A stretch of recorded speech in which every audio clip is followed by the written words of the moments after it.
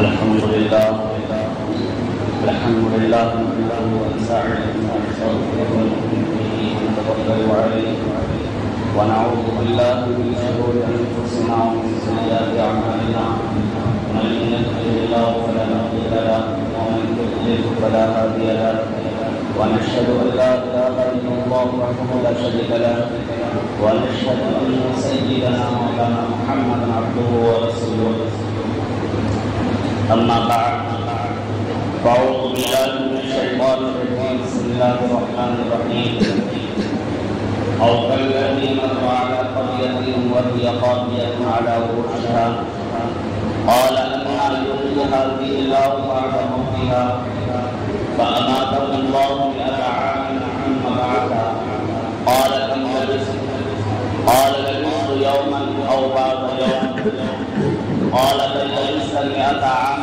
فانظر إلى طعامك وشرابك لم يتسنى وانظر إلى حمارك ولنجعلك آية للناس وانظر إلى العظام كيف ننشرها ثم نكسوها لحما فلما تبين له قال أعلم أن الله على كل شيء قدير وقال الله تبارك وتعالى كل نفس ذائقة الموت وقال الله تبارك وتعالى وما خلقت الجن والانس الا ليعبدون صدق اللہ العظیم۔ میرے محترم بزرگوں اور عزیز بھائیوں، قرآن کریم کے 27ویں پارے میں اللہ تبارک و تعالیٰ نے ایک آیت نازل فرمائی ہے، فرمایا وما خلقت الجن والانس الا ليعبدون،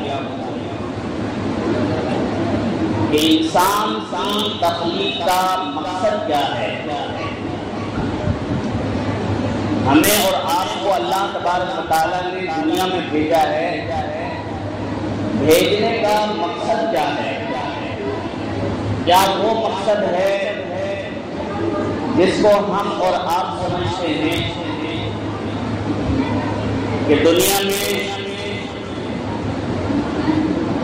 بچہ پیدا ہوتا ہے، اس بچے کی پرورش ہوتی ہے، وہ بچہ جوان ہو جاتا ہے اور پھر روزی اور رزق کی تلاش میں نکل جاتا ہے اور پیسہ کمانے کے لیے اپنا سارا کچھ، اپنی زندگی خرچ کر دیتا ہے اور مال کو اکٹھا کر لیتا ہے۔ کیا یہ مقصد ہے کہ اللہ تبارک و تعالیٰ نے ہمیں اور آپ کو اسی مقصد کے لیے پیدا کیا ہے؟ جس مقصد کو ہم اور آپ نے سمجھ لیا ہے کہ کمانا کھانا اور مال کو اکٹھا کر لینا اور اس کا ذخیرہ بنا کر اپنے اولاد کے لیے چھوڑ جانا، صرف یہی مقصد ہے؟ نہیں، اللہ تبارک و تعالیٰ نے انسان کی تخلیق کا مقصد اس آیت شریفہ میں بتایا ہے۔ فرمایا کہ ہم نے انسان اور جنات کو اس لیے پیدا نہیں کیا کہ وہ اپنا سب کچھ خرچ کر کے، اپنی زندگی کا ایک دن صرف کر کے مال کو کمائے اور اس کا ذخیرہ بنا لے اور ایک دن آئے گا کہ اس کی موت آ جائے گی۔ اس لیے پیدا نہیں کیا ہے، بلکہ اس لیے پیدا کیا ہے کہ میری عبادت کریں۔ وما خلقت الجن والانس الا ليعبدون، کہ محض اپنی عبادت کے لیے انسان کو پیدا کیا ہے اور دوسرا مقصد نہیں ہے۔ پھر عبادت یہ عربی لفظ ہے، اس کا معنی عام ہے۔ عبادت کا معنی ہے اطاعت کرنا، یعنی اللہ تبارک و تعالیٰ نے جن جن چیزوں کے کرنے کا حکم دیا ہے ان تمام چیزوں کو کرنا،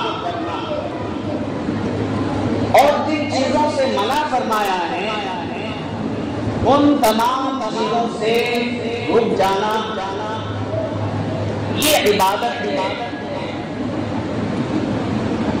یعنی اللہ تبارک و تعالیٰ نے جن جن چیزوں کے کرنے کا حکم فرمایا ان چیزوں کو کرنا۔ اللہ تبارک و تعالیٰ نے فرمایا ہے کہ تمہارے اوپر 5 وقت کی نمازیں فرض ہیں، تو یہ اطاعت ہے کہ اگر کسی نے 5 وقت کی نمازیں پڑھ لی گویا کہ اس نے اللہ تبارک و تعالیٰ کی عبادت یعنی اطاعت کی، فرما برداری کی۔ اسی طریقے سے اللہ تبارک و تعالیٰ نے فرمایا کہ سال بھر میں 12 مہینوں میں سے 1 مہینے کا روزہ تم پر فرض ہے۔ اگر کسی شخص نے رمضان المبارک کے مہینے کے روزے رکھ لیے گویا کہ اس نے اللہ تعالیٰ کی اطاعت یعنی اللہ تبارک و تعالیٰ کی عبادت کی۔ اسی طریقے سے اللہ تبارک و تعالیٰ کا حکم ہے کہ اگر صاحب نصاب ہو تو تمہارے اوپر زکوٰۃ فرض ہے۔ اگر کسی شخص یعنی صاحب نصاب نے، صاحب استطاعت والے نے اپنے مال کی زکوٰۃ دے دی گویا کہ اس نے اللہ کی عبادت یعنی اللہ کی اطاعت و فرما برداری کی۔ اسی طریقے سے ایک شخص ہے جو صاحب وسعت ہے، اللہ تبارک و تعالیٰ نے فرمایا کہ پوری زندگی میں 1 مرتبہ تمہارے اوپر حج فرض ہے۔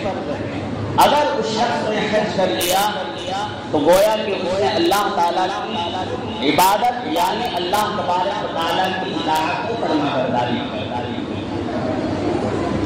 اسی طریقے سے اللہ تبارک و تعالیٰ نے جن جن چیزوں کے کرنے کا حکم دیا ہے ان چیزوں کو اس نے بجا لایا، ان چیزوں پر اس نے عمل کیا تو گویا کہ اس نے اللہ تبارک و تعالیٰ کی عبادت یعنی اللہ تبارک و تعالیٰ کی اطاعت کو فرما برداری کی۔ تو میرے بھائی اور بزرگوں، انسان کی تخلیق کا مقصد وہ نہیں ہے جو ہم اور آپ سمجھتے ہیں، بلکہ انسان کی تخلیق کا مقصد وہ ہے جو اللہ تبارک و تعالیٰ نے قرآن کریم کے 27 بارے میں سورہ ذاریات میں ارشاد فرمایا ہے۔